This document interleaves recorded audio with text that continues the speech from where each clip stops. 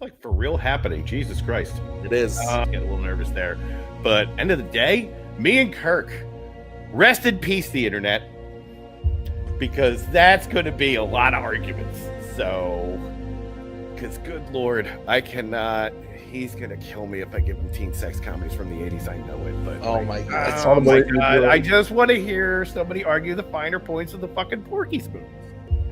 No, yeah, 100%. I really want the titles back. At the same time, I think back last year, don't feel like we may have given Jacob Bill our best game. And your winner. And new champions, Ginyu Force. And your winner. And still.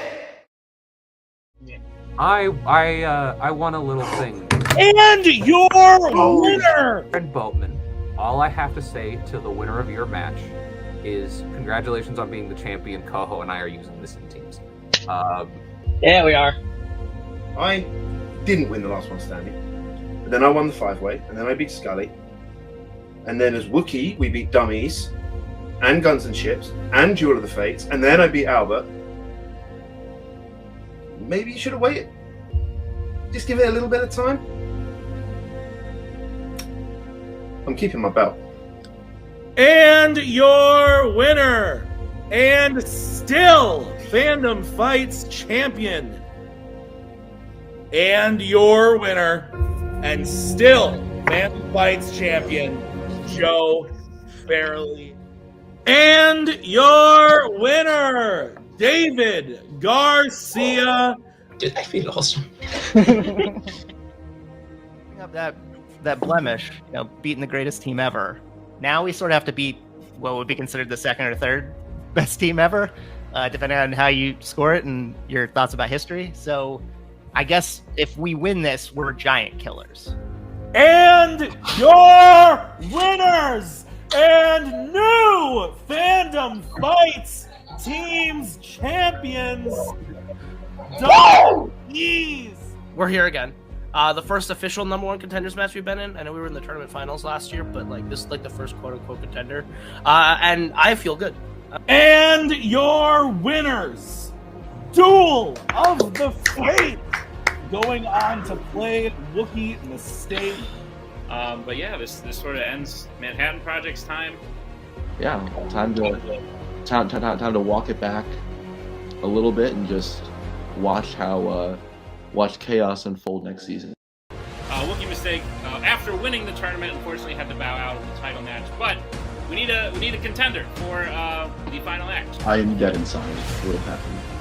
And your winners, Manhattan Project. If it were any other team, I really wouldn't put a whole lot of thought into this. But those two, I got 1 week. That's 6 days more than he needs. Let's do it. Meltzer, you have the belt that's been mine for 6 years. It's mine now. And your winner! And new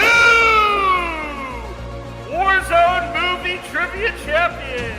But we've been waiting for that belt for a year, so step aside. We're getting our belt back. Meltzer, you had a good run. Oh, let's win a fucking tournament. And your moving on to play for the title by way of technical knockout, it is Caleb Boatman. And your winner and new movie Warzone singles champion. But man, I'm hungry. I haven't eaten, but that's not what I'm hungry for. So. Yeah. And your winner, Andrew Barr. I'd like to have it back at least one more time.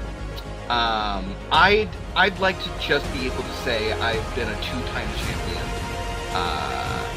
And then, I think I'll be pretty happy after that.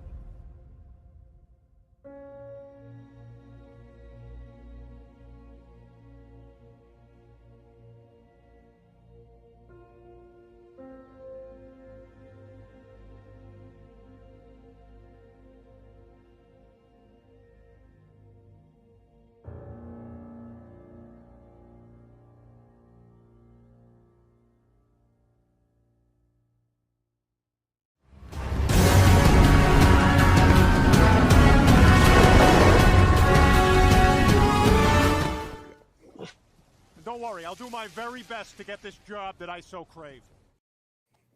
Hello, everybody. Welcome back to Fanzone Debate. We're here at the final act, multiplex final act. Very excited. We got the Fanzone Debate title match for you. We got the champion, Kirk Kowalkowski. He's been the champion for a hot second, winning his belt off of Jacoby last season. Last season. I'm not a crazy person. It was last year. He defended against the likes of Nazario at the end of the year. And then this year he's played Amaru.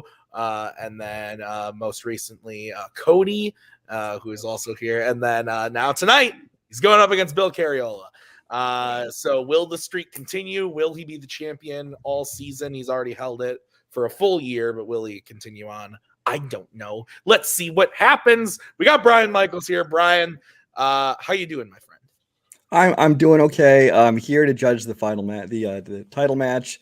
Don't really want either of these guys to win, so at least I'm impartial. You know, with Kirk's held the title for a while, so we keep having to listen to these debates on these really lame categories he chooses. And Bill is just insane. I mean, I honestly should just put Bill and Mike Hanley in a match together and just we'd all lose our minds. There you go. Cody. You've judged a lot of matches. I'm sorry. how you doing, buddy? Yeah, I have PTSD. So I'm gonna be honest with you. Being on the side here, title match in Kirk's name, it just flashbacks. I haven't been able to watch films the same way. Again, Kirk is fantastic. Kirk is probably one of the best debaters I've ever come across and got to see play. Bill is unconventional, so it may throw Kirk off. Any advice to take down Kirk? Cheap shots, throat punches, kicks to the balls. One of the two, you'll have a shot. But if Roy Batty comes up, just vomit. Oh my God. All right, well, let's get into it. We'll start by talking to Bill, the challenger. Bill, welcome. You signed up on the Facebook post, and now you're here. You made it all the way through. You've had some great matches. You debuted against Chadwick Webb.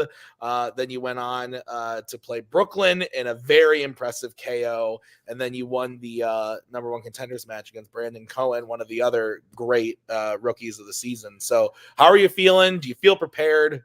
Are you excited? To be clear, I have prepared nothing for any of these matches. This is the shit that lives in my mind, to be honest. So I had to do some studying for this because I don't know who the fuck Akira Kurosawa is. I've seen one of his movies, and it's not the one you think. So I'm all up on that now. So that's cute and fun. And then, I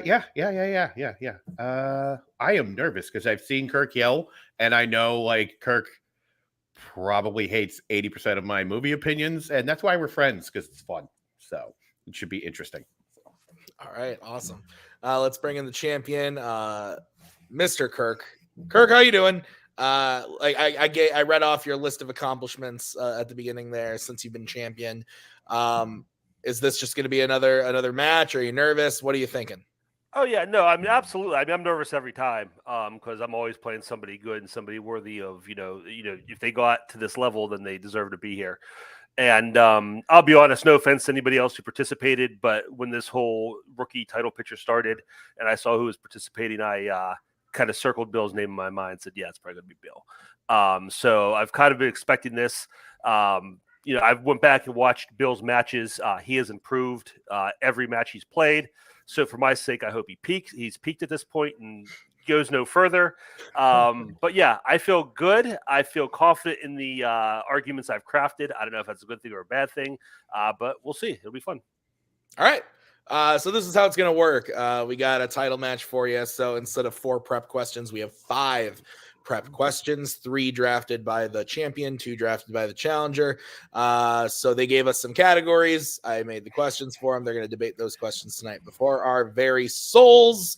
Then what's going to happen is if after the prep questions, we have a score of 3-2, we'll move on to some bonus questions to finish this thing out. We're going to make it best 4 out of 7. So You're going to get 1 minute to open your arguments, which is going to be followed by a 5-minute freeform, which is then going to be followed by a 1-minute closing. Gentlemen, do you have any questions about how this is going to go? Yes, sir. All right, then let's do this thing.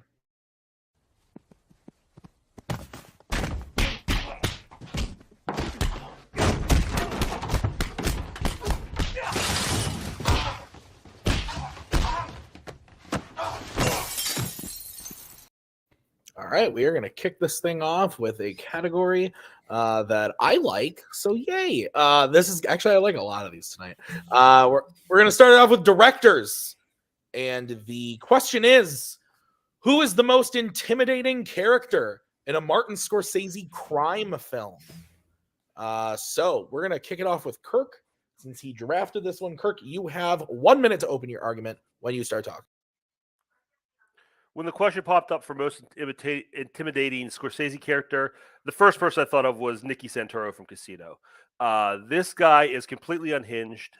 He has no fear. He's not afraid of police. He's not afraid of other mobsters, of mob bosses, of jail, of death. He has one speed, and that speed is ultra violence. He cannot be reasoned with. He cannot be questioned or challenged. If you come up against him, like his friend Ace Rossian says, if you come at him, you better make sure you kill him, because he will keep coming at you until one of you is dead.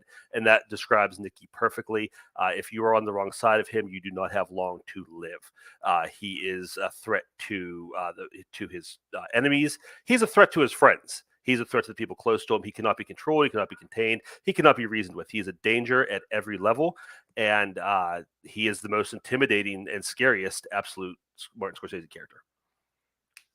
Okay. All right, we'll move over to Bill, who has 1 minute to open the argument when he starts talking. When you watch Gangs of New York, you are completely compelled every time Bill the Butcher is on screen. He is the entire movie because of just how that man, I believe his picture is in the dictionary next to the word intimidating. Everything about him is no nonsense and horrifying. At no point in time do I think anybody is driving behind the wheel of that car. That guy is vicious. That guy is calculating. That guy has everybody around him completely afraid of him, whether it's his own gang members, whether it's cops, whether it's politicians. No one wants to be on the wrong side of that man at any point in time. He is ruthless, like a preacher has psalms. Like, it's just everything that guy does is just so unnerving and unsettling. And my God, I've never been more afraid of an actual human being than I am as Bill the Butcher in Gangs of New York.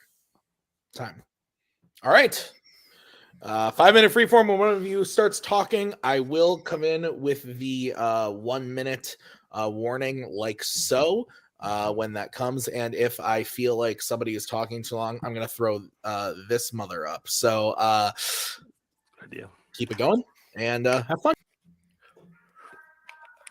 You kind of contradict yourself there, Bill, because you said there's nobody behind the wheel of the car, but you said he's calculating. I agree with you that he is calculating.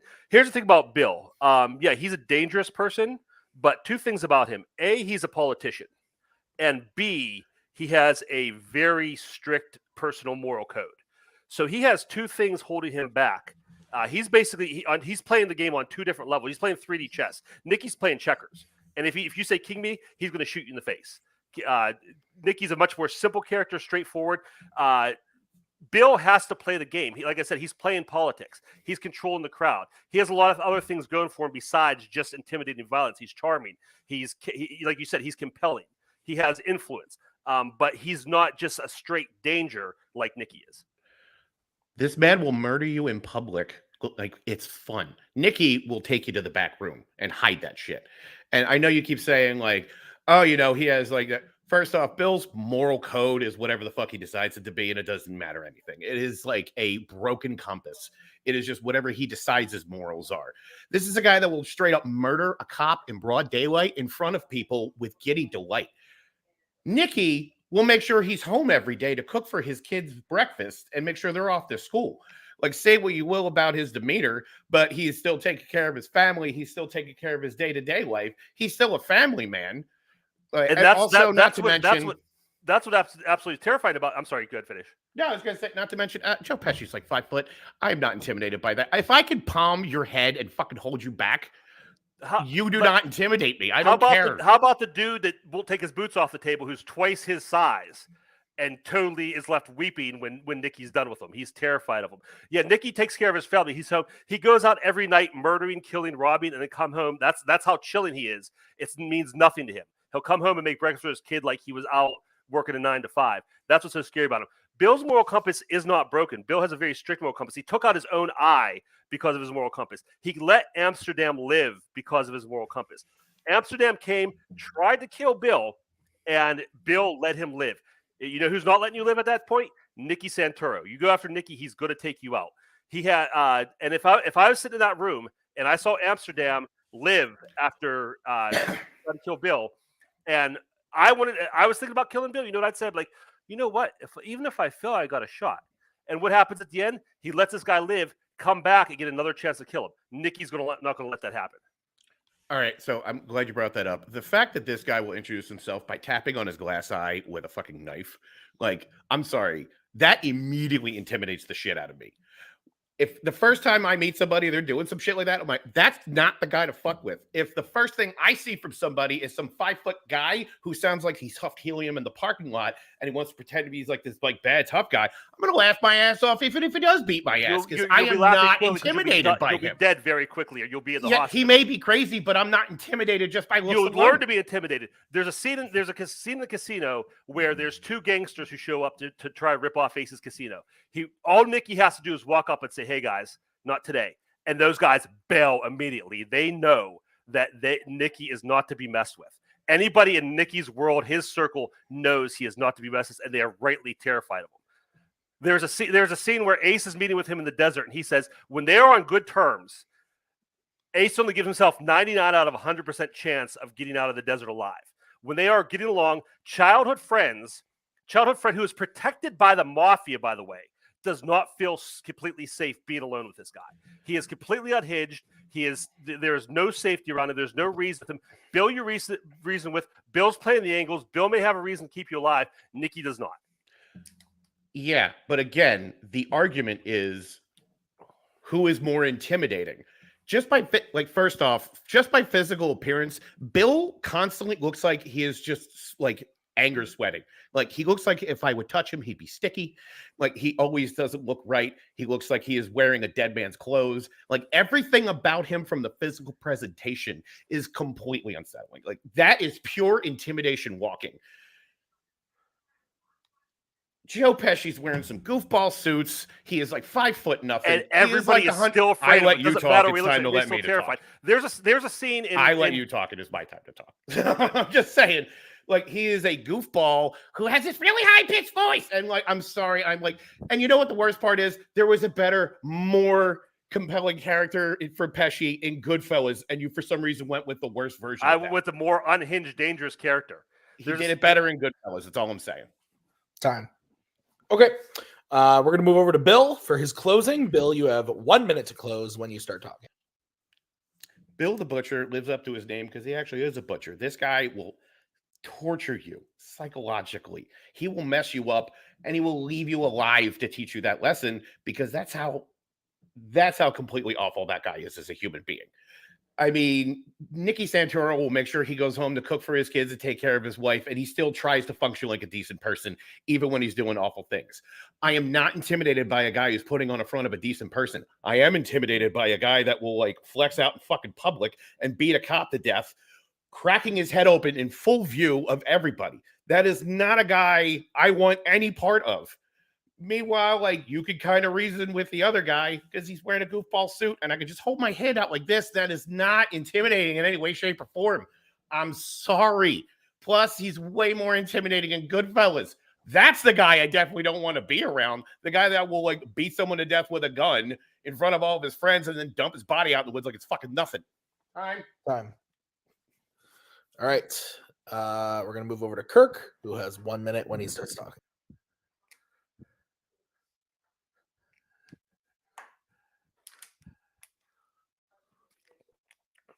Bill, you go ahead and stick that hand out on Joe Pesci's head. You're bringing back a stump. It doesn't matter what they look like. Everybody in the realm is terrified of Nikki. Everybody who is smart enough to be afraid of Nikki is. Nikki, Bill has a lot of tools in his toolbox. He has charm. He has political influence. He's likable. People like him, want to be around him. Nikki has one tool. It's violence. That's it. And everybody knows it. Again, these men both exist in a world that is dangerous, and the goal is to stay alive to the next day. If I have to sit across from one of these tables, I know I have a much better chance staying alive from if I'm across the table from Bill. Because like I said, Bill has to play the game. He has to keep people happy. He has to keep his political opponents happy, or his friends happy. He has to keep the masses happy. So there's a lot going on. Nikki, he doesn't care. He doesn't care about keeping anybody happy, about doing his job, about satisfying people above him. He's just going to, if you upset him, he will kill you. It doesn't matter who you are. It doesn't matter what the consequences are. He is always going to kill you. He's off the leash. All right. Oh man, this is great already. I'm so happy right now. I'm happy I'm on this side of it. This is fun. when Bill made the comment about putting the hand on his head, I saw Kirk backstage, and it made me laugh so hard. Oh, that was great. Okay. Oh man.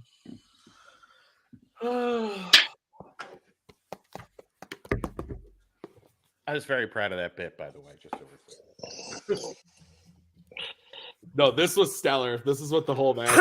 This is gonna be nuts.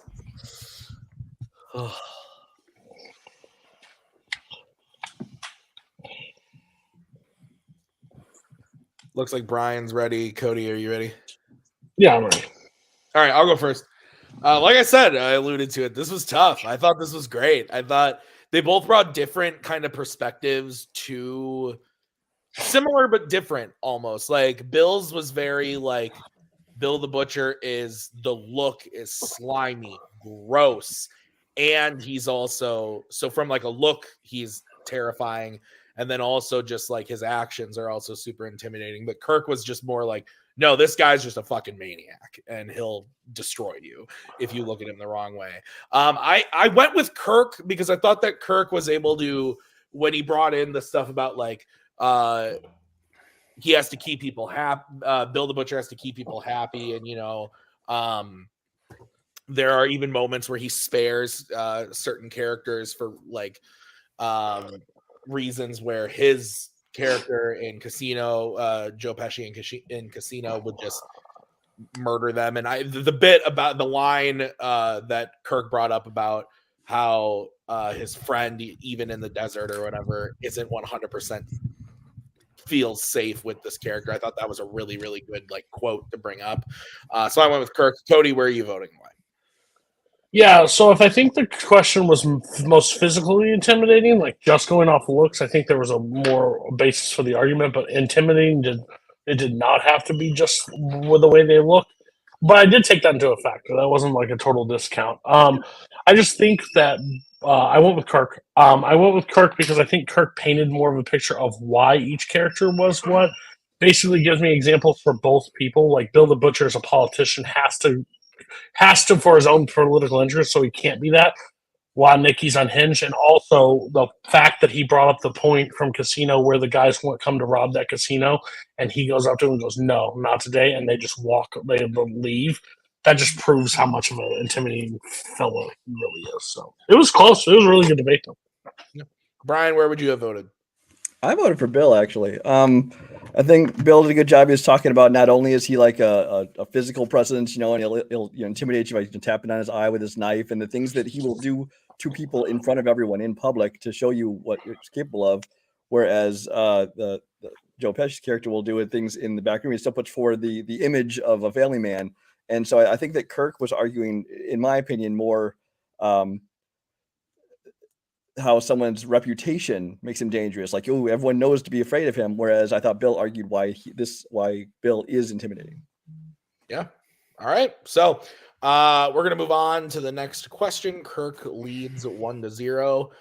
We'll get into the next one, which was drafted by Bill in the category of horror icons. And the question is, What is the best Freddy quote in a Nightmare on Elm Street movie? So, Bill, you get to kick this one off. You have 1 minute when you start talking. The first time I saw the first Nightmare on Elm Street, and that movie terrified me. There's a lot of things in it that are really just, I don't want to get into. And Freddy is actually a man of few words in that film. He is very scary, and he's very menacing, but he speaks when it's necessary, and it drives home a point. And the best example of that is after he murders Nancy's boyfriend, and the phone rings, and he says, "I'm your boyfriend now, Nancy," with the iconic scene of the tongue coming out of the phone. And to me, that perfectly encapsulates that character of, I am in your mind, I am pure menace, I am irredeemable evil, and I'm going to flaunt it in your face and get you completely scared for when I finally take you. And that is the exact one. That's why I'm your boyfriend now, Nancy. Best Freddy quote. Time. Okay. We'll move over to Kirk. Kirk, you now have 1 minute when you start talking.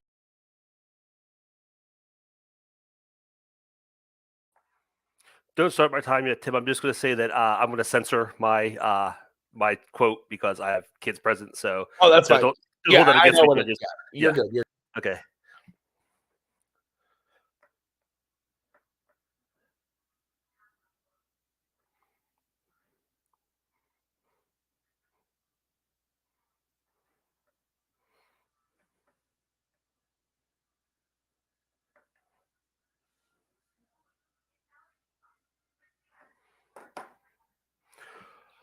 Why do we love Freddy Krueger? Why has he been such a popular character for 5 decades now? What makes him different? What sets him apart from other slasher villains? What we love about Freddy Krueger is that he actually exists in the dream world, in the subconscious of his victims. And what he's able to do is he's able to go in there and find their weaknesses, their hopes, their dreams, their weaknesses, everything going on inside them. And he's able to prey on that and use that to bring about these super ironic deaths.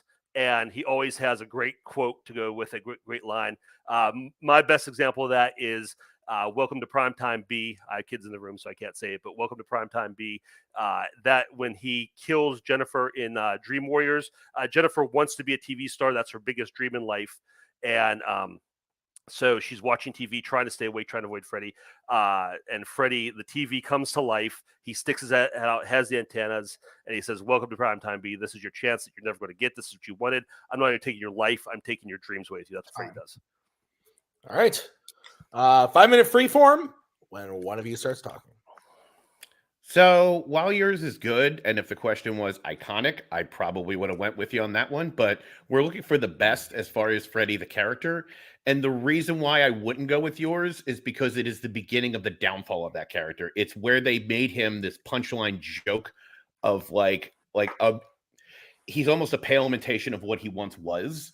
And Freddy works when he is scary, when he is menacing. He doesn't work when he's testing out his Catskills routines before trying to kill somebody, and they just make him this cartoonish fop of what he used to be. And that is my main gripe with that line specifically. It is beginning there, and then you can just pin, and it's like a downward spiral of 4, 5, 6, all not good. Whereas Mayan, it's more of there's the evil, there's a menace to it. This is just, it's also disgusting. Freddy's disgusting. We got to really get onto the fact that Freddy is a murdering pedophile, and we shouldn't nerf that with what Okay, I would disagree with you. I know there may be some hardcore old school fans who agree with you and like that more quiet, just straight up serial killer Freddy. I don't think in this franchise he's kinetically a pedophile. He's just child murder. But anyway, he most people, when they think of Freddy, they think of the quippy, funny guy, and that's what sets him apart, and that's what people like. And that's honestly why this franchise lasts as long as he did. That's why they changed it, because they needed to do something to the character to change him up, and they made him funny. And that's kind of the downfall of your thing, is that it's before he becomes the guy who's putting out all these great one-liners. I think if you were to say, you used to use the word iconic for yours. And I don't know if I agree with that, but I think yours is just a throwaway. Here's the thing about Freddy. Great thing about Freddy's lines is they're so personalized to the event and to the person he's killing. Freddie killed a lot of boyfriends. He could have said, "I'm your boyfriend now" to just about anybody.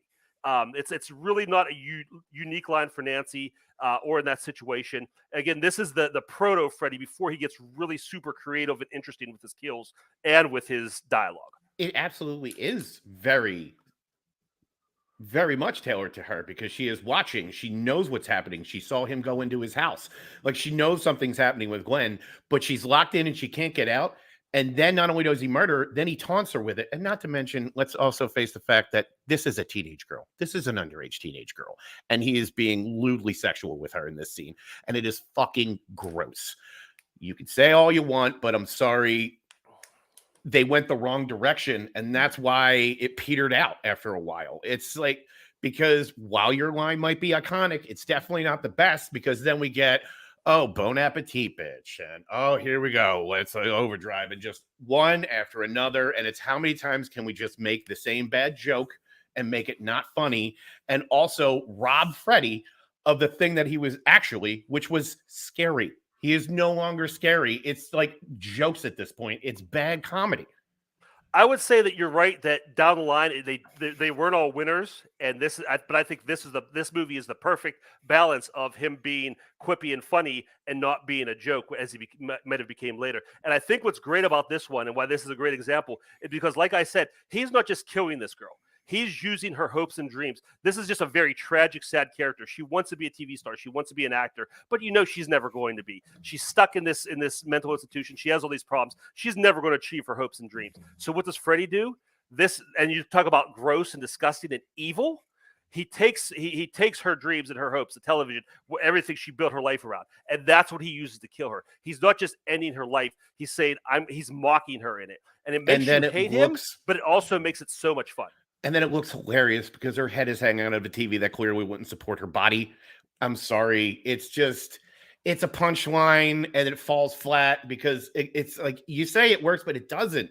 It's because this is where, like, oh, what's wrong? Are you tongue-tied? I don't believe in fairy tales, kid. Whereas this is God. I'm your boyfriend now. Like, I'm sorry. It's not supposed to be funny. It's supposed to be like, I am fucking with you because I am an awful human being, and he is a pedophile. I'm sorry. He is.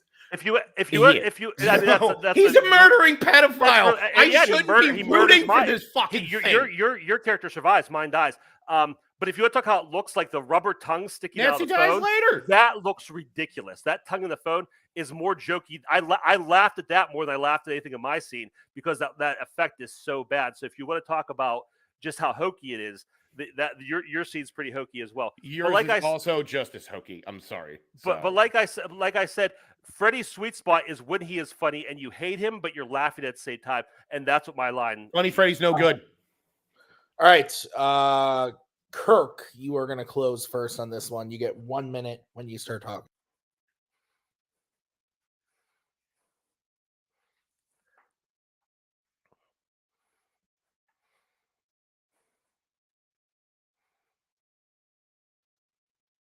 Bill doesn't like Funny Freddy. That's okay, but that's what kept this series going, and that's what kept this character alive. And that's what most people, 99% of people who know anything about Nightmare on Elm Street, that's the Freddy Krueger they know. That's the Freddy Krueger they love. That's what sets him apart from other just basic slasher killers. Is those creative kills, those creative lines. Like I said, this one is tailor-made to this character. She is so hopeful and so dreaming so much of this, and he not only takes her life, he sucks her dreams away from her. He takes everything she wanted out of life, and he uses that to destroy her. That ironic kill. That's the iconic, ironic Freddy Krueger kill. I'm your boyfriend now. Like I said, this is the beginning of Freddy. The kill isn't very creative or original. I mean, it's a great gory kill, but when it comes to the character, it doesn't really have anything to do with character. It's just a kill in a slasher movie. And then he says a kind of a throwaway line. Like he said, he could have said this, how many boyfriends has Freddy killed in these movies? A lot. He could have said this to anybody. My line is specific, tailor-made to this character, and that's what Freddy does so well, is he tailor-makes his kills, tailor-makes his quips. All right. We're going to move over to Bill. Bill, you have 1 minute when you start talking. I'm going to drive the point that Nancy also does die later, so he does eventually kill Nancy, but that's neither here nor there. I'm your boyfriend now, Nancy, perfectly summarizes the absolute evil, disgusting menace that is Freddy Krueger, and you are wrong. It is not when everyone made everything a joke, and he became this, like, stand-up comedy act. it ruined the franchise. It progressively got worse to the point where they had to reboot it and make him scary again in New Nightmare. That's what Joke Freddy does. It irrevocably damages the character beyond repair, and then they have to jumpstart the thing all over again in a completely different fashion. Whereas mine is still beloved and upheld as a classic because he is a man of few words, but he is inside your head, and he is constantly being a gross human being, like monster, stalking these kids, preying on their weaknesses, and getting them when they're the most vulnerable and alone. And that perfectly encapsulates the scene where he has murdered Glenn and he is taunting Nancy with it. Like, it's just fucking terrible. Time. All right. Bring in the judges.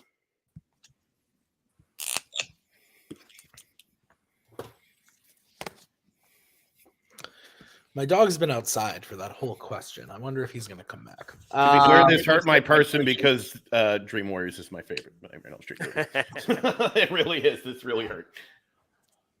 Shouldn't have said that before I voted. I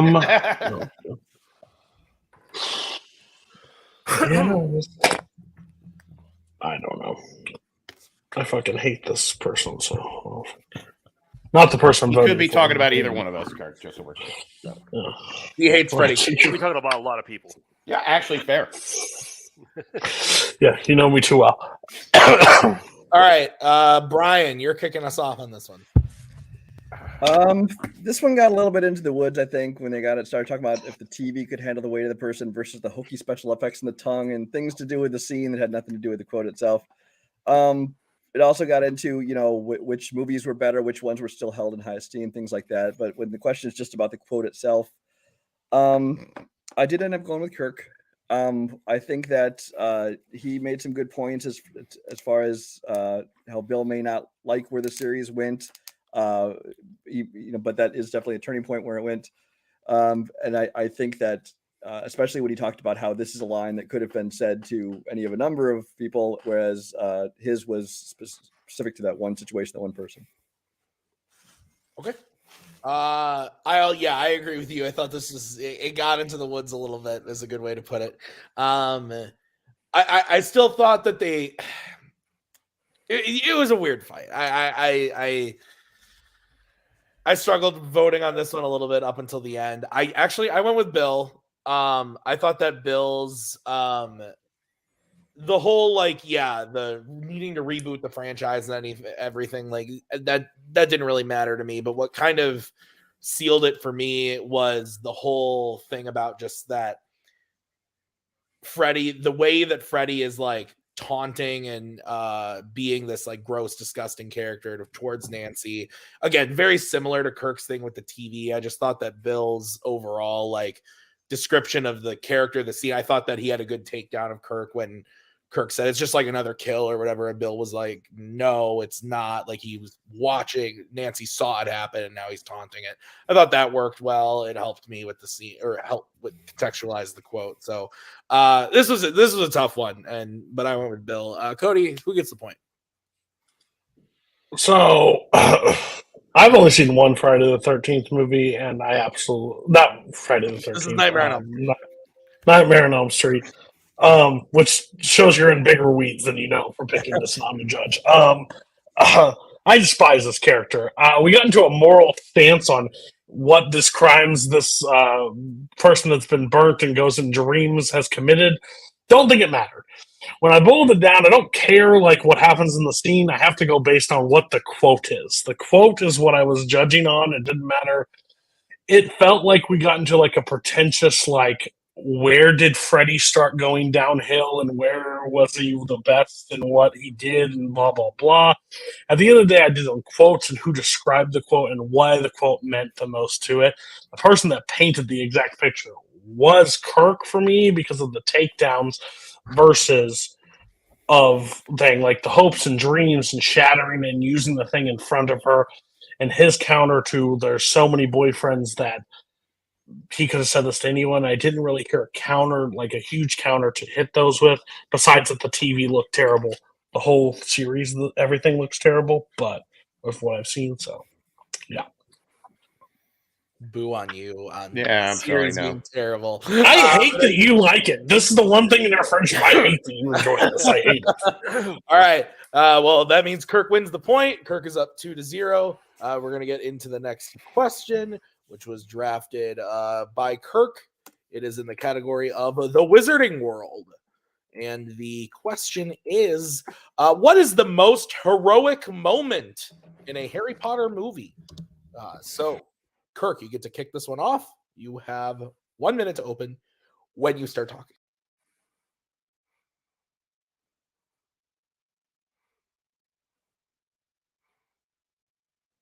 A lot of different ways to be a hero. I went with Dobby, rescuing the gang at the end of Deathly Hallows 1. He comes in, he stands up to the Death Eaters that are gathered there, and he stands up to them. He puts himself at risk, and knowing that even though he's technically free, these people still see him as property. And not only is he standing up to them, but he is standing up to centuries of a culture that told him that he was worthless. That he had no value other than to serve these people, and he's standing up to people who have abused him and held him down all his whole life. So he stands up to them, and he finally makes his stand against them. He saves this group at his own. He knows if he fails, even if he kills one of them, the rest of them are going to take him, and he's going to die a pretty horrible death. He knows the consequences of what he's doing, but he goes against them. He goes against everything he's ever known in life, and he saves his friends. He rescues them. He sacrifices his life. Most heroic scene.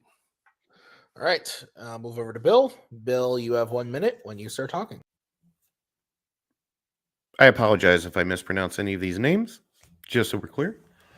Having watched all these films now, and there was one thing that stuck out for me, and it was my personal favorite, is the character of Neville Longbottom, and what a journey he went on through all of these movies, and to me has the, bar none, hands down, drop the mic, heroic moment of slaying Nagini at the end of the Deathly Hallows Part 2.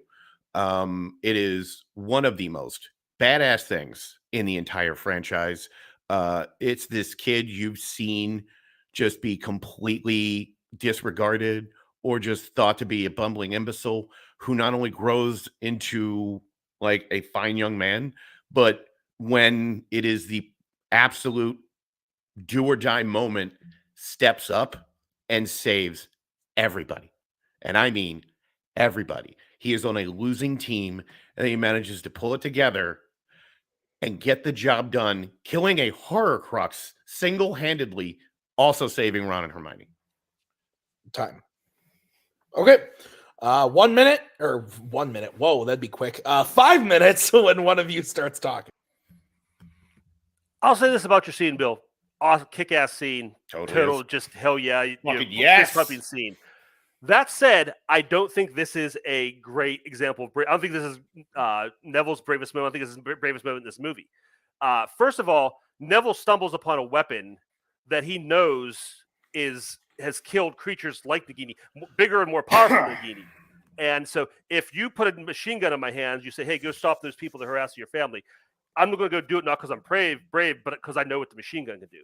So I don't think that's a great example of bravery when he's armed like that. And also, he comes in from the side, doesn't put himself in danger.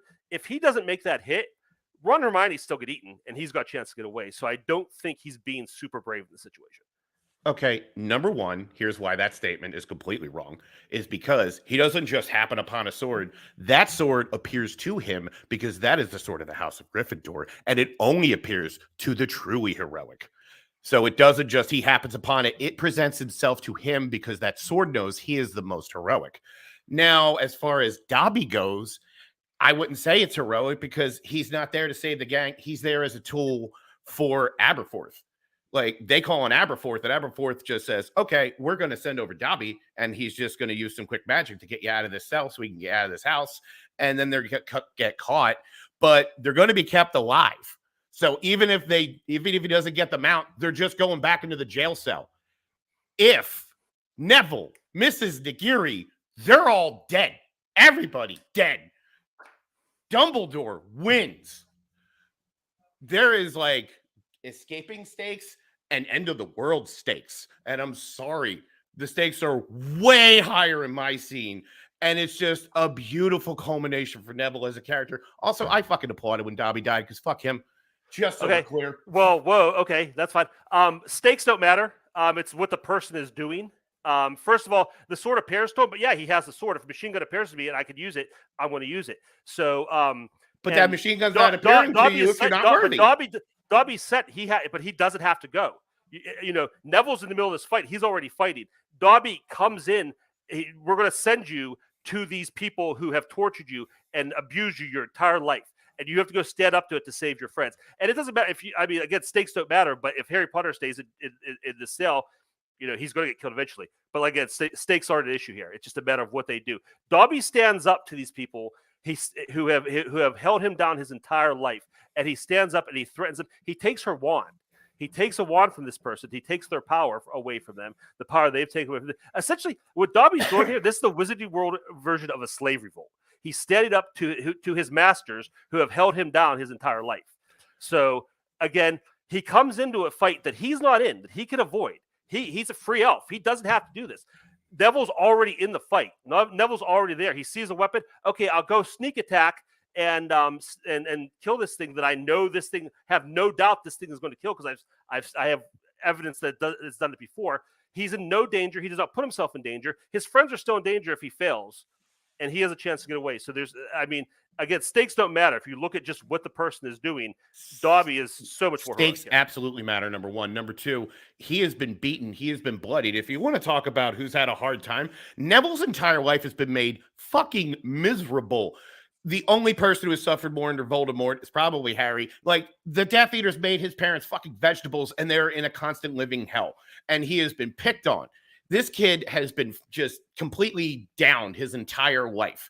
Everybody has ridiculed him. He has been mocked, and he has become the hero of this moment. Whereas, like, honestly, if it's a split second later and Dobby does it, like that knife doesn't go through, that scene is not very heroic. It's just they managed to escape. Dobby's a tool in that scene. He's not actually doing a heroic thing. He's doing the job that is tasked of him. He's choosing to do the task, which is to go back to the most hellish, horrible place that he could think of that you could send him, and he goes, and he does it probably because he's standing up and he's protecting his friends. He makes a choice. What Neville does, he does in the moment because he's already in the fight. Because he's making a choice to save everybody. Dobby makes a very specific choice to go face these people who have ruined his life, who have held him captive, who have made him a slave, and he stands up to them and he stops them and he defeats them. The stakes are irrelevant. It's the personal thing that they're going through is what matters here. And Dobby is so much more heroic than Neville is here. Neville is conquering the people that have made his life and his family a living hell. I'm sorry. Like, you can harp on that all you want. The snake didn't do that to him. Absolutely, Devil is stepping up in the moment to save everything. The snake didn't torture his family. That's a good new quote. The snake didn't torture his family. I like that. All right, Bill, you get to close first. You got 1 minute when you start talking. Dobby's not heroic. Dobby didn't make a choice. Dobby was just sent there. Dobby is a tool and a means of escape. And honestly, he doesn't die. There's fucking nothing happens. It's fine.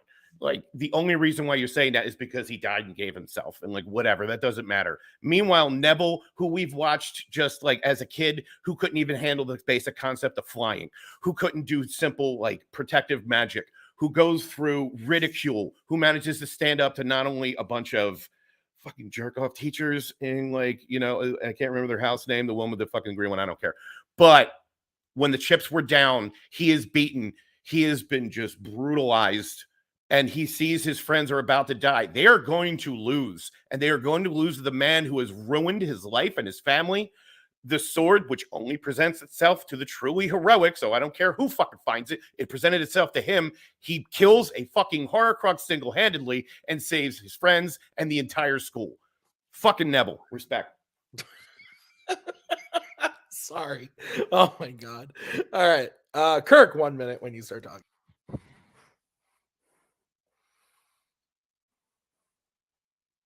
Dobby is not a tool. Dobby is a free elf. Bill, you sound like a Death Eater when you say that about him. He made a free will choice to go do this. Neville, yeah, he had a hard time, but you know what else he had? He had years of Hogwarts. He had years of training under McGonagall and Dumbledore with Harry Potter and Hermione, all these people building him up. Darby did not have that. Darby had none of that. Darby was on his own. He was a slave. He was a servant, and he faced these people. You want to talk about Neville standing up to the people who tortured him and his family? Then talk about the scene where he stands up to Dumbledore. That's the scene you want. Nagini didn't torture his family. Nagini didn't kill anybody. And like I said, he comes in. His attack is a sneak attack from the side with a weapon that appeared to him. Yeah, you know what? There's probably 24 Hogwarts people or Gryffindors this could have appeared to. He was the closest. He was there. He had proximity, so it appeared to him. He takes the sword, comes in from the side, makes a side hit, doesn't take his friends immediately out of danger if he hits. Dobby stands up for his friends, sacrifices his life, heroic sacrifice, stakes don't matter. All right. Oh man, I've never wanted to jump into a fight more in my entire life. Same. The amount of canon consistencies that were made were fantastic. They're not going to judge my but oh man, that was great. No, but as a judge, I'm able to discredit bullshit. But I know that it's not 100%. There is fact checking that exists. That's fair. I always say the fact check, and I'm just waiting till. Or do we all have our votes written? Mm-hmm. Okay. I believe Brian is kicking this. No, I think Cody. Cody, you are kicking this one. You never want me to go first. Jeez, I'm such a good. so sorry. It's all right. I do love the Hail Mary attempt at the very end of the closing argument that says like proximity of another Gryffindor that Neville would have got that somebody like Ginny would have also gotten the sword in those moments. I love the last stitch ever. It was really good. I think there was an opening that was presented in this fight that happened, and then he basically brought up like the whole like the machine gun. He brought the sword into play. He did that. And Bill was able to like slap it back down with the exact reason of why that sword appears, which is a huge moment. They're both good. I like the side glance. I like there's a lot of like takeaways, like he's not facing it head on. You know, they're all going through and a sword comes through too. It just happens to hit the one. So that didn't take into account, but like it could have hit anybody. I went with Bill. I think Bill just overall was able to at least explain and take advantage of the opening that was created. All right, Brian. I think Kirk, especially for the first half of the argument, kept using the word brave in describing Dobby and how he overcame his what he's been turned into a slave, and he kind of came back. Where I don't know if brave and heroic are necessarily even. Exactly the same thing, although it definitely plays into it. I do think that I did vote for Bill as well. I do think that Bill made a good case for Neville, especially in terms of how the sword presented itself. Because yes, it could have been anybody apparently, but the fact is, it knew he was heroic, even if he was just one of many who could have been heroic. Anybody who's played me in fandom or watched me knows that I don't know nothing about Harry Potter, so I don't fact check. I'm going strictly by the argument I'm hearing here. But then as many times as Kirk tried to set it, I don't think he convinced me that stakes were irrelevant. So I think the stakes played a big part in the argument as well. I also went with Bill. I thought Bill kind of owned this the whole time. Like I think on paper, the moment of Dobby's death saving Harry Potter and his friends is a great movie moment. It's an awesome moment. But I think that Bill kind of nailed it on the head of when I saw the answers, and I was talking about it with Nick, where we were both kind of like, yeah, he just kind of go, like, he doesn't really do anything. Like, I think Kirk did made me think about it a lot more than I was thought about, like, having to go back to the Malfoy's house. That's not, like, all that was not something I was thinking about. But I thought that Bill just did a great job of explaining the history of Neville.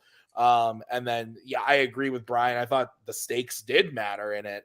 And when put into context, I also wanted to say that the thing that weirdly annoyed me the most is there are not a lot of other people around when Neville gets the sword. There's like no one around. But that's okay. That's neither here nor there. That didn't sway me one way. But when he kills the snake, there's people around, but not when it appears in the hat. Anyway, great shit. I thought that was a really good fight.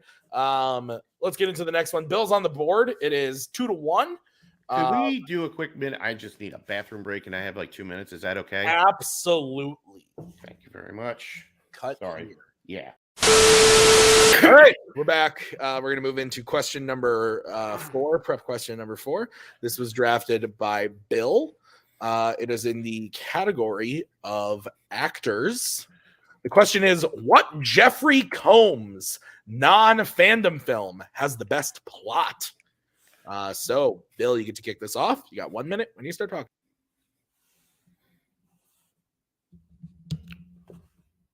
So for Kirk's behalf, I did pick something that did get theatrically released, and it's not a B movie. But as far as the best Jeffrey Combs movie with the best plot, I went with Would You Rather, which is a very simple but very disturbing tale of a young woman who has a very sick brother, and she can't afford his medical bills. And she is put in contact with a very wealthy aristocrat who says, hey, if you come to my house for this dinner party, there may be a possibility we can get everything taken care of. And it is a horribly demented game of Would You Rather, where these people are put through just absolute physical and psychologically gruesome torture of, hey, would you rather have a firecracker go off in your hand, or you want to hold your head in a barrel for 5 minutes? And it's just awful. And it's her struggle to get through this and try to give her and her brother a better life. It's very hard to watch. It's very gruesome. And it's also very sad. It's very good. Would You Rather? Excellent movie. Okay. We're going to move over to Kirk, who has 1 minute to open his argument when he starts talking. Plot's hard to define by looking at it as the events that move your story along. It's what you hang your story on. And I picked a Jeffrey Combs movie I think has a great plot, very interesting.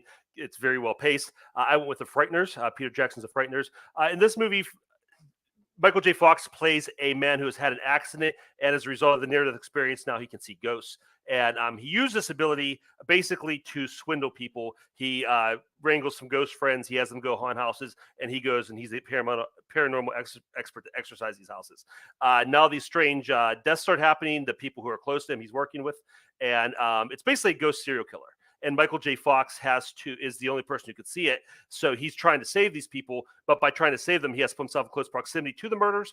And so now he is the prime suspect. The FBI comes in. There's a Jeffrey Combs himself plays a FBI expert who is after him and is suspecting him of the murders. Michael J. Fox has to save his girlfriend and time. Okay, 5 minute freeform. When one of you starts talking. Bill, your movie, you use a lot of adjectives for your movie, and they're all right. Everything you said about it's correct. But you picked a movie that doesn't really have a plot. Everybody shows up. We know why one character's there. We don't know why anybody else is there. They sit down to the table, and they play Would You Rather, and the rest of the movie is torture porn. They sit there, and they play one round, and then they play another round, and they play another round, and about the third end, there's a escape attempt that's foiled almost immediately after it starts. And the movie goes back as if it never happened. They play Would You Rather, and they play Would You Rather, and then just the movie ends. Your movie is, like I said, it's interesting, but there's not a lot of plot here. For call this the best plot when there's really not much plot at all, I don't know where you're coming at with that. I mean, yours is telegraphed a mile away, and I see everything coming before it even happens. Yours is completely guessable. It was also better when it was Ghostbusters. Just saying. It's a movie that's trying to be. Yours is a movie that's trying to be too many things, and it's not succeeding in either. It's trying to be a comedy, and it's also trying to be scary. And while Peter Jackson's a great director, we've seen great directors who have been given not the right material, not do a good job. This was definitely his most mid film because of it. It's his Ang Lee's Hulk. It doesn't work out for me. I'm sorry. It's just not very good. The jokes are just hackneyed. And also, Michael Keaton is completely miscast. I don't buy him as a con man for even a second. Like, it just doesn't work. Whereas in my movie, Jeffrey Combs totally works as a completely slimy aristocrat, a rich guy who is watching these people just completely debase themselves for his sick pleasures. And you want to talk about no plot? This whole movie is basically a wonderful political allegory for just how the rich use the poor as their fucking entertainment because they're demented jerk-offs. So I don't know how you didn't get a plot out of that. And also the stakes in my movie are a lot more personal and a lot more palpable. All right, you're throwing a lot of stuff at me. You're talking about story, you're talking about genre, you compare it to other movies, and material, direction. None of this has anything to do with plot. I agree with you. Acting in my movie, not that great. The joke, a lot of the jokes don't land, but the plot's fantastic. The plot is constantly moving forward, keeping the story progress. You have Michael J. Fox is stuck in the situation where he has to continue to keep following these people who are dying, and because of that, he's a suspect. He has that near-death experience. Peter Combs' character, Jeffrey Combs' character is brought in as this FBI agent because when Michael J. Fox is in death form, they need something to keep the action going as far as the living people goes, and that's what he's there for. There's all kinds of plot. Your story, like I said, you have Jeffrey Combs in your movie is great. He's a great psychopath. We have no idea why he's doing it. We're never told why he's doing it. He's just there doing it to do awful things to awful people. But there's no plot progression. The story doesn't progress. The story is the same. Your movie could be a half hour longer or a half hour shorter. The only thing that changes is how many people are suffer and die. All right, there's some great stuff in your movie, but there's no plot. What are you, fucking cinema sins? You need everything fucking drawn out to you till it's like that exists. He's doing it because he likes to do it. They've been doing this for years. They allude to that. Like that they have always been doing this kind of stuff. This is the sick game that they play, and they enjoy making people's lives a living hell. Your movie is it's not even that good a plot because it's completely guessable. It's also it's funnier in Ghostbusters, and the subject matter is handled much more expertly. And I can't believe I'm going to give this person a fucking compliment in The Sixth Sense, where that whole genre of I can see the dead, and this is how I'm going to much better done in that one. Peter Jackson's lost in this one. It's in this in-between phase of when he was cranking out fantastic stuff like Bad Taste, but before he became that completely great director doing Lord of the Rings. The plot of this movie is, I'm a con man, I see ghosts. Oh, and I'm going to use that to make money. Oh, but there's happens to be a serial killer, and if you figure it out a million miles away. Bill, that's story. That's not plot. That's the story. That's the plot of your film, but it's completely guessable. That the story is guessable. That's not the plot. And you can talk about all the movies you like better than The Frighteners. That doesn't make your movie have a plot. My movie does have a plot. They sit down and they play a game. It's torture porn. It's just watching these horrible things happen to these people. And I was intrigued because I'm like, oh my God, what horrible thing is going to happen? But there's no plot. The movie is the same. They take characters in, they take characters out, and the movie doesn't change.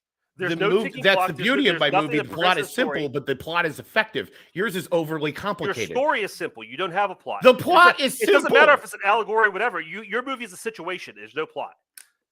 No, my plot is simple. Yours is convoluted and messy. Time. All right.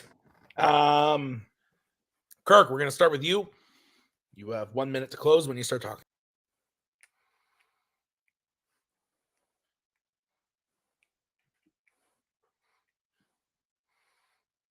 My plot isn't convoluted and messy. My plot exists. There's things going on. The movie's progressing. It's a very fast-paced movie. Bill's throwing a ton of stuff. He's throwing character. He's throwing script. He's throwing jokes. He's throwing other movies that he likes better. But it doesnn affect the plot. My movie, for all of their weaknesses, has a great plot. It's very interesting. And it keeps you intrigued as you're going forward, as you see him going through these different situations. Like I said, it's so great because he goes into ghost form for this near-death experience. Michael J. Fox does, and Jeffrey Combs is there to keep the story moving forward with the plot by putting his girlfriend in danger. There's so many different things in this movie that just it continues to move and change, and things happen. Nothing happens in Bill's movie other than these people sit down and they're tortured for 90 minutes. Like I said, there's a very quick movie. There's a few misdirects, an attempt to escape, and a rescue, but it's misdirect to make you think there's going to be a plot. There's not a plot to this movie. Nothing changes. There's no progression. It's just the same thing for 90 minutes. Time. Okay. We're going to move over to Bill, who has 1 minute when he starts talking.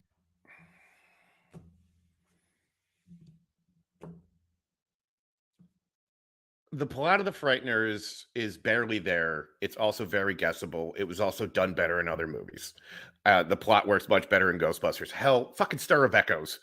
handled that better than the Frighteners did. My movie, simple, effective. Sometimes the simple plot is all you need. Look at fucking Rope. It's one room. It's 3 people. It's like a party, but like it's gripping. And that's what this movie is. It is a very simple plot of let's put these complete strangers in an impossible situation and then just test their will. And it is brutal to watch. And poor Brittany Snow just goes through so much to get through this film. It's simple and it's effective, and that's why this works as a whole. That is convoluted nonsense that doesn't really much make any sense, and not to mention there's nothing different by the end of the film.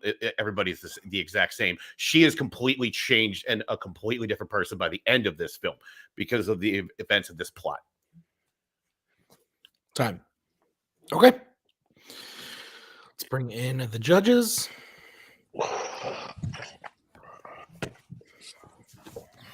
I had to Google the word plot.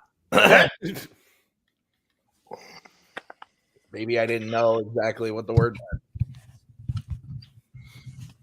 A plan made in secret by a group of people trying to do something. No, I'm just kidding. That is one plot. Yeah. That is also a plot.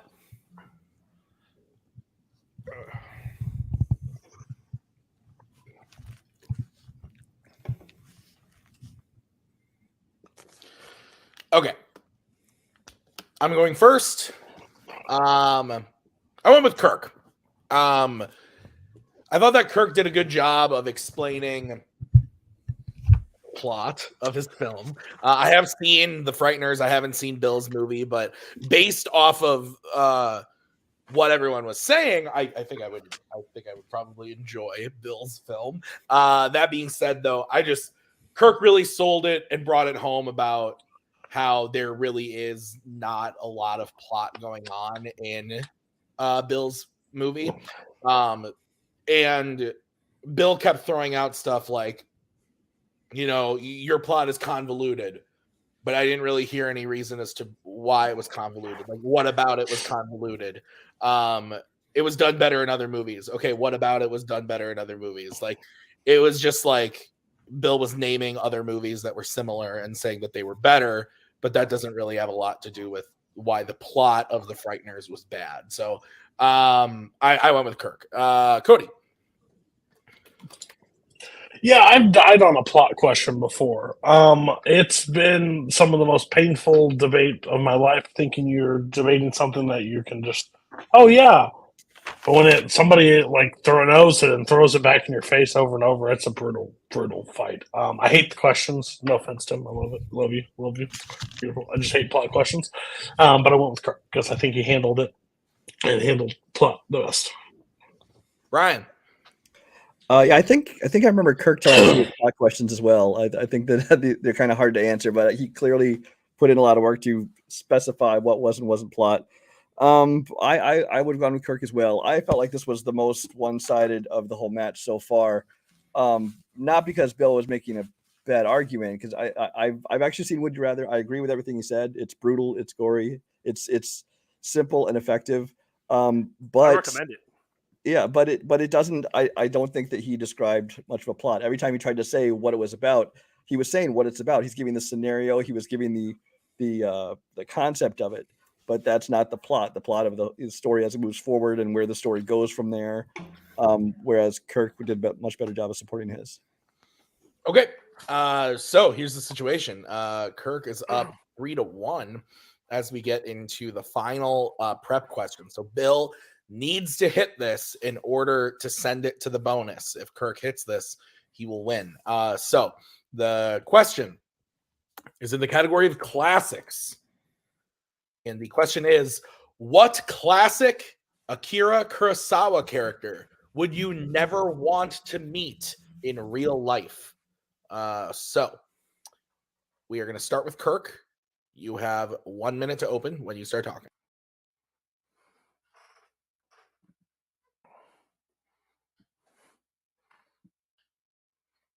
A lot of good options for this question. I went with somebody who you really can't escape or get away from. I picked the old ghost woman from Throne of Blood. If you're not familiar with Throne of Blood, basically it's a retelling of Macbeth. The old ghost woman is a stand-in for the witches, the Weird Sisters. And the reason I do not want to meet this person is because she is terrifying to look at. She has like this old woman, like demonic look to her. Her voice is haunting and just nerve-wracking. She traps you in her realm with fog. She can keep you there as long as she wants. So it is not a pleasant experience. Just basically the stuff of nightmares are made of. But the more reason is because if I run into this person, I'm not going to come across them randomly. If I run into this person or this creature, it's because I am doomed. Basically, she is foretelling my doom, and she brought me there to do that and to revel in it. My fate is sealed. I'm probably going to die, or at least my life is ruined, and I can't escape it. I'm already dead once I've met this person. So it's the worst person Carousel movie can meet. Time. All right. We'll move over to Bill. Bill, you have 1 minute when you start talking. So the one person in a Kurosawa movie I would not like to meet is Tajimuro. And I apologize if I have butchered the pronunciation of that name, but basically he is the bandit played by Toshiro Mifune in the ever classic Rashomon. This guy's a murderer. This guy's just an awful human being. And we can get into the whole debate of, well, maybe he's not a reliable narrator, but the person he chooses to present himself as is basically a stealing murderer. He cackles like a maniac. He has no regard for anybody else. Just a vile, awful human being. He's just constantly just yelling. He is just like ready to pounce. Like, just nothing good comes from this guy. I've been around people like this my whole life, and when I see a person like this that wants to, like, even if they're lying, pretend they're tough, I want nothing to do with them because they're just absolutely awful. Time. Okay. 5-minute freeform when one of you starts. Bill, if it's all right with you, I'd like to hit you with a couple of bullet points about your character, and then I'll let you rebut. Does that work? Okay, why not? Okay. First of all, first time we see your character in real time, he is on trial for his life, and he is distracted. He's not paying attention because he's too busy staring directly at the sun. So, your guy's not too bright. Secondly, he comes across, like you said yourself, he is obviously crazy. The laughing fits, the nervous tics, you see him coming a mile away. And you know you can give him a wide berth and avoid him. The only reason that his victim gets murdered is because he's dumb enough to go to a second location with this guy. If you're smart, you won't do that. Third thing is, like you said, he is an unreliable narrator, but at the end of the movie, we get the real story. We get the actual turn of events, and we find out that your guy is cowardly and not a very good fighter. So overall, I mean, he's not a pleasant person, not somebody I'd want to be around. We also find out he's a fucking rapist. And of all the things in all of these movies, I don't want to be around somebody who is a rapist or possibly a murderer. And let's talk about yours. Like, if you meet this person, like, and like you're saying, oh, it's because, I met my dude. Well, that's your fucking fault. First off, if you want to be a shithead, and then this soothsayer is going to tell you why you're going to fucking die because you did awful things, that's on you, Jack. Like, I want to meet her. Like, I would love to meet this witch, personally, because her fucking truth-telling, like, future accuracy through the roof. I would immediately, me and her, go to Vegas. I'd set her up at the fucking Palms and make all the fucking money. With that kind of accuracy, are you out of your fucking mind? That's not how this works. This creature does not have a high opinion of humanity. Is not here to help. Is not here to tell you good things. Yeah, if it is my fault, that's fine. It doesn't matter if it's my fault. It still means I'm going to die. Maybe I did something wrong, but I'm still going to die because I met this person, and I don't want to be that person that's going to have to meet that fate. And now you got the info to fix it. Meanwhile, but you don't. She's just raping setting and emotions. murdering people. That's the thing about it. You can't fix it. She's just making it worse. He goes to her a second time when he has nothing else to do. He's desperate. He goes to her, and she gives him another basic false prophecy and tells him, go kill everybody. Go paint the forest with blood, and basically seals his doom again. If you meet this person, they're not here to help. They're not here to do anything good for you. They're not. This person is here to. If you meet them, it's not because you did something right or something right's going to happen to you. And it doesn't matter if it's my fault. I still don't want to do anything bad enough to meet this person. Yeah. Whereas my guy, I don't want to meet him because I don't know what I'm going to get. I'm either going to get a murderer or I'm going to get a rapist or I'm going to get an absolute fucking lunatic. So I know you said like, oh, you can just avoid them. You cannot avoid lunatics. They're everywhere. They're waiting in the fucking bushes. You don't believe me? I live in a city. They're everywhere. Whereas I'm not out in some fucking woods in the land of wind and ghosts. So not to mention, fucking take her to Vegas. Put her in a room. $100, completely accurate. I'll fucking set up that loom for her. And not to mention, you have a far more awful character in your film of the Lady Macbeth analog, who is far more fascinating. The eyebrows alone make me not want to meet her. And she, more than the soothsayer, pushes your character to doing all these things. But it's the thing that makes her horrible is everything that the ghost says, everything the ghost tells her. She puts into motion everything that makes her horrible, or at least brings out all those horrible things about her. That's what makes her bad. That's what makes she was always horrible. So she was just given the excuse. That was always there. So it brought out everything that's what the ghost says. Like, oh, you hide your desires. And she brings out all these horrible things about these people. And she basically, like I said, their fate is sealed. She just put into motion and toying with them. I know you want to go to Vegas, but like I said, Bill, you're not going to get... This person lives in a mound of human bones and skeletons. They're not here to help you. They're not here to do you any good. And like you said, your guy's a murderer, you're a rapist, yeah. But like I said, everything in this movie that I know about him tells me, and like you said, he projects this certain thing that he's dangerous, but he's really not that bad. I mean, there are a lot of murderers. Oh my God, a murdering rapist is not that bad. You hear yourself. He can be dealt with. He can be dealt with. A lot more. There are a lot of murderers. All I got to do is not be a shithead. There are a lot of murderers or rapists in Kurosawa movies. You pick the one that is easiest to avoid and the easiest to deal with if you have to. You pick the character that is the easiest to avoid. All I got to do is not be a fucking jerk off, and then I don't have to run into this person. Crazy people are unpredictable and random like the fucking weather. I can do my best to avoid them, but they're out there waiting to fucking get you. You can tell me all you want. All I got to do is not travel to the land of wind and ghosts to avoid yours. We'll go to Vegas. Vegas to avoid it. Don't yell Vegas at me. All right, Bill, you get to kick this closing off. 1 minute when you start talking. The witch is easier to avoid. I mean, all you got to do is not be a fucking human sack of fucking garbage, and then you're fine. Also, take her to Vegas. You know what? Fucking go to the Bellagio. You can fucking rake in the money. Are you kidding me? Wine moms would pay a fortune to find out what the fuck's going to happen to them, and you'll be sitting pretty. My guy, I don't want to be around. A fucking murdering rapist psychopath. Like, there's nothing about him that is redeemable or good. And not to mention, Lady Macbeth was the better answer in that movie. I'll say it a million times. She is cold, emotionless. The eyebrows alone, I never want to run into her. She is more responsible for the downfall of that main character than the fucking ghost lady is. The ghost lady, you just go to Vegas, like, yeah, put fucking like $100 on like 32 and you're rich. Like, I absolutely wanted to run into her. Because, like, I also know I'm not a dickhead, so I know how to treat people with respect. You can't reason with crazy raping murderer guys. You just can't. Avoid that shit like the plague. I want to be nowhere near it. Time. I'm so sorry. I'm not supposed to break, but Kirk, 1 minute when you start talking.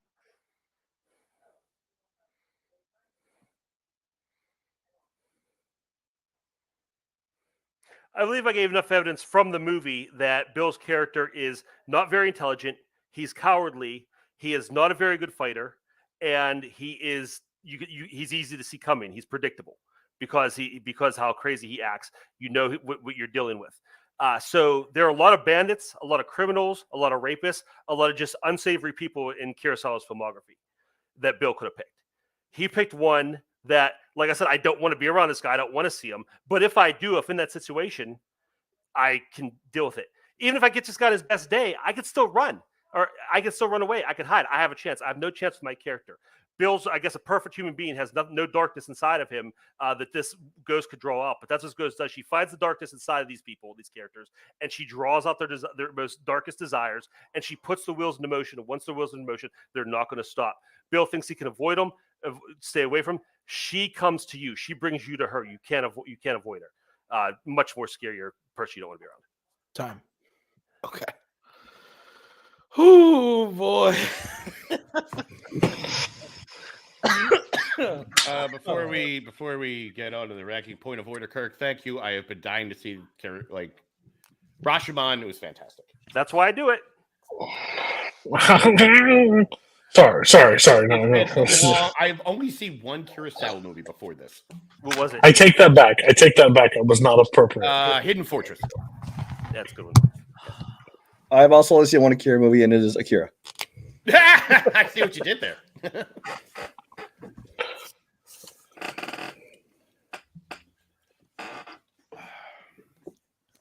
Okay.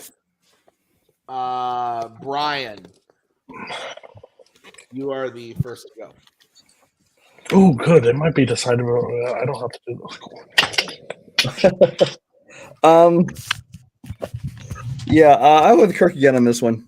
I think that from his opening, I think that he made a real strong case for why his would be the one you wouldn't want to meet, not only because of the character and the personality of, but what it meant, the fact that you're encountering this person and that it meant that you were doomed.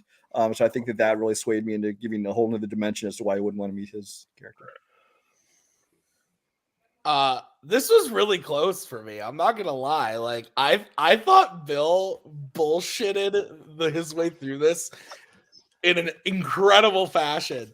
When Bill said the line about just don't be a shitty person, I thought that was genius. I still did go with Kirk because I think that at the end of the day, Kirk was able. It's just too strong of a. There are some times where we write questions that are more broad to give a lot of options, and there is a option like Kirk's character that he brought up that is just like, oh yeah, it's really hard to argue against that one. I think he picked a really strong one. It's hard to argue against. I think Bill did the best he could given those circumstances. But I think Kirk's answer was so strong, and then his knowledge of both films is just so insane that it was hard to beat him on that one. So I went with Kirk. Cody, where did you go? I love my best friend a lot. This was not close at all. In my opinion, I've sat across the table and heard Kurosawa get thrown at me. This question is a lot harder than the one I got. I had to just go off quote. I didn't have to go off all the characters in Kurosawa. I went with Kirk overall.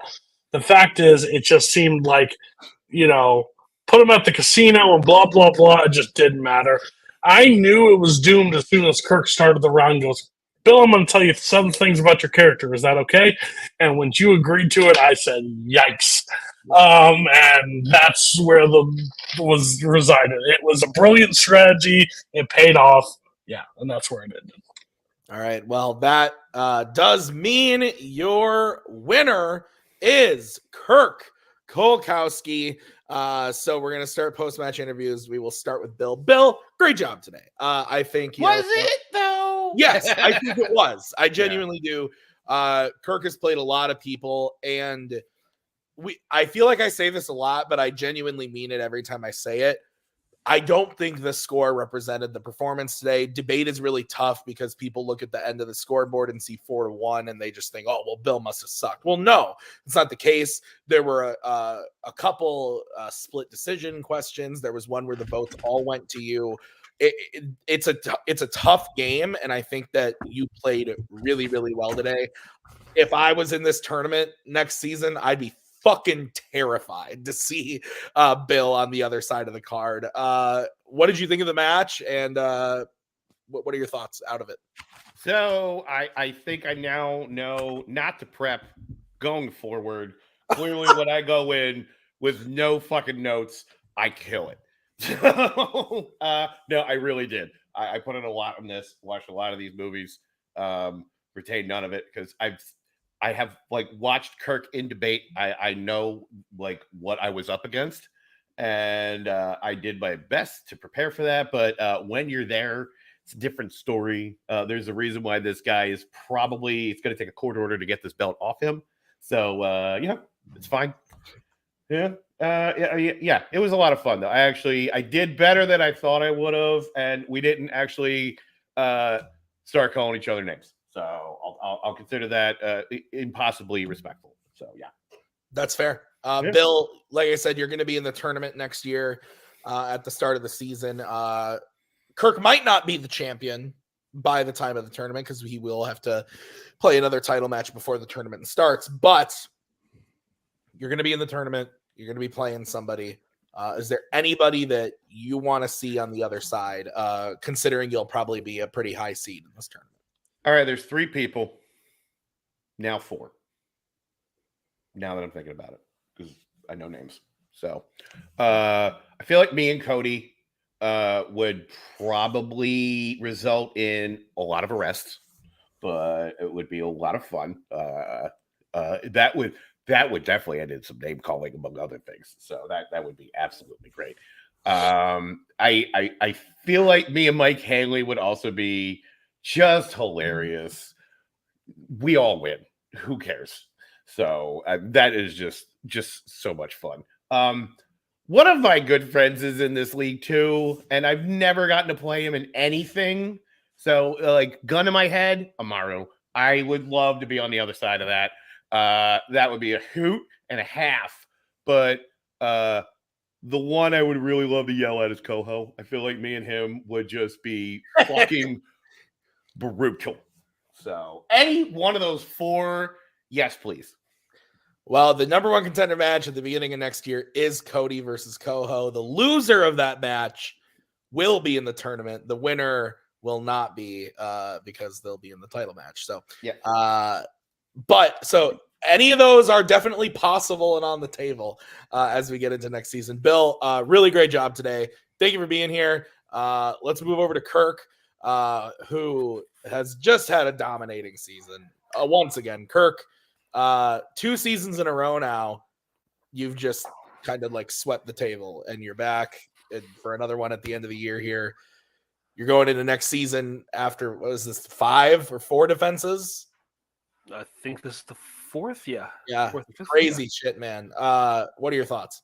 All respect to Bill. I really prepped hard for this because, like I said, I did watch his matches. I've been watching him, since this started this year, and I did assume he'd be the guy I was playing, and I watched him just keep getting better and better. So I knew Bill was a threat.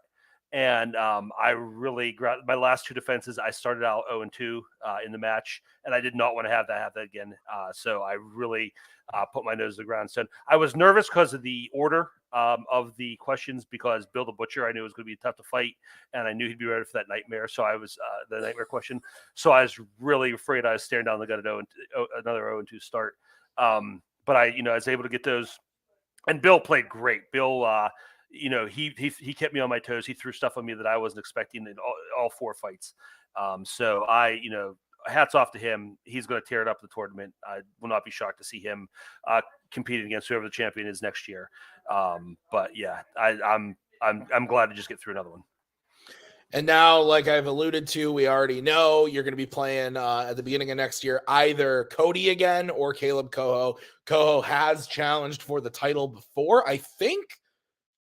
Only once. I could be wrong about that, but I think I played him when I was the champion, but I think that was it. So Coho's actually never debated in a title match in Fanzone before. So you either get Cody again or you get Coho. Do you want someone new, or do you want round 2 with Cody? You're muted, but I'm assuming what you're saying is great. I'd like to see round 2 against Cody. I know how bad he wants it. I know how bad that loss stung for him, and so he deserves it. He's a great debater, and and playing him was a lot of fun. So no offense to Coho, but I'd like to see. I'm rooting for Cody in that one. It's okay to give offense to Coho. It's fine. Kirk, congrats on an awesome match. Really great shit this year. Great champion. We'll see you next year. All right, let's wrap this thing up. Brian, final thoughts. Yeah, Kirk is just a hard one to beat to start with, but especially in a title match. Because when he puts his mind to something, really starts prepping for things, especially like I said, on things like plot questions, which he's been burned on before, and he really wants to make sure to twist that just right. And then when he gets to break out, some of his strengths like Akira Kurosawa, which a lot of people are not going to be able to stand up against him on just because of his pure knowledge, where he's schooling them on their choice, as you pointed out earlier. But yeah, I mean, I'm looking forward to next season. Be a lot of good matches. Cody, final thoughts from you? Yeah, it's a great match. Kirk did it again. I'm glad that Kirk did it again overall. Like, I think Bill had some moments in there because of, for personal reasons, I'm glad that Kirk's still champion. But no, I think Bill is easily one that's going to be sitting at the end of that tournament and waiting. I think once a loss happens in this league, you look back and realize what mistakes you made and what things you could have done different, and you choose not to make those mistakes again. And I think that's the best thing for you. But speaking of that, losses do help people, and Coho is just a stepping stone. I promise you, it will be me versus Kirk 2, and I can't wait. And if it goes south again, people might not see me for a while. That's all I'll say. All right, that was a great match. Thank you for everybody that was here. Kirk, Bill, Cody, Brian. Special thanks to again Cody, Brian, Kirk. You guys have helped judge a lot this season. Helped me out a lot, making this really fun and a great thing to do. So I want to thank you guys for doing that. And thank you to all the players that have played this year. It's been a really fun season. We'll be back next season with a bang, like I said, with that contender match to open up the season. But don't go away. We got more on the final act. Next up in video 2, we got the Fandom singles title is on the line. Joe Farrelly is playing his team partner, David Garcia. And then I believe the Warzone teams match is coming in. Clash of Demon Head is challenging Ginyu Force in video 2. And then video 3, you'll see the teams title for Fandom and the singles title for Warzone. So keep watching. We'll see you guys real soon with the next video. Thanks for watching. Bye. There we go. Thank you very much. Please come again. We have a lot more groceries.